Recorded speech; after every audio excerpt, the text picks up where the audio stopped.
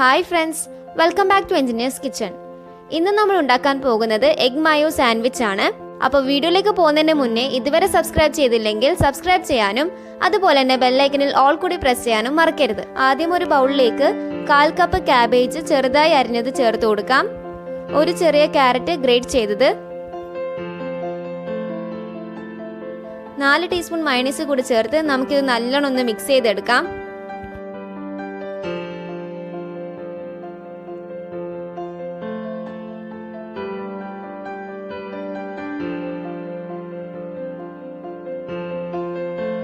ഇനി നമുക്കിതിലേക്ക് ആവശ്യത്തിനുള്ള ഉപ്പും 1/2 ടീസ്പൂൺ കുരുമുളക് പൊടി കൂടി ചേർത്ത് കൊടുക്കാം.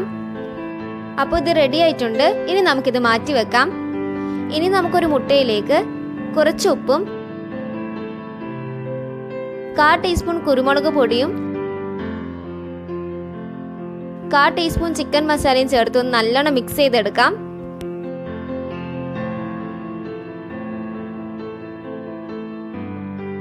പാൻ ചൂടായി വന്നിട്ടുണ്ട്.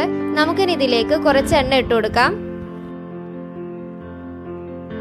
ഇനി നമുക്ക് മുട്ടയുടെ മിക്സ് ഇതിലേക്ക് ഒഴിച്ചു കൊടുക്കാം.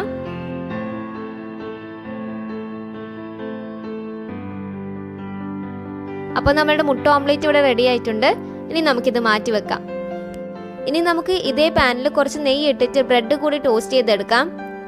നെയ്യിൻ്റെ പകരം ബട്ടർ യൂസ് ചെയ്താലും മതി.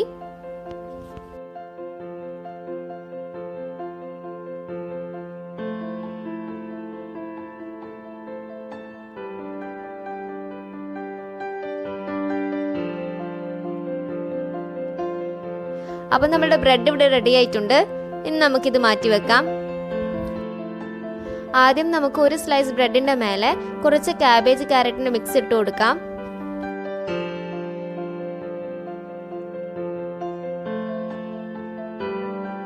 ഇനി ഇതിന്റെ മേലെ ഒരു ചെറിയ പീസ് എഗ് ഓംലെറ്റ് കൂടി വെച്ചു കൊടുക്കാം.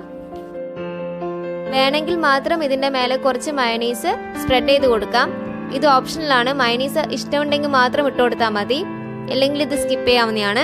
ഇനി നമുക്ക് ഇതിന്റെ മേലെ ബ്രെഡ് വെച്ചു കൊടുക്കാം.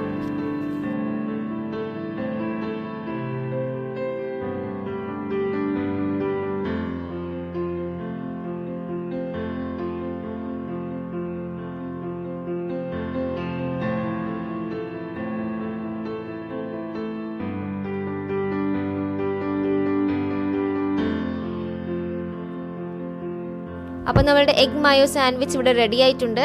ഇതെല്ലാവരും ട്രൈ ചെയ്ത് നോക്കണം. ഇത് നല്ല ടേസ്റ്റി റെസിപ്പിയാണ്. അപ്പോൾ ഇതെല്ലാവരും ട്രൈ ചെയ്യുമെന്ന് വിശ്വസിക്കുന്നു. വീഡിയോ ഇഷ്ടപ്പെട്ടാൽ സബ്സ്ക്രൈബ് ചെയ്യാനും അതുപോലെ തന്നെ നിങ്ങളുടെ ഫീഡ്ബാക്ക് കമൻറ്റ് ബോക്സിൽ ഷെയർ ചെയ്യാനും മറക്കരുത്.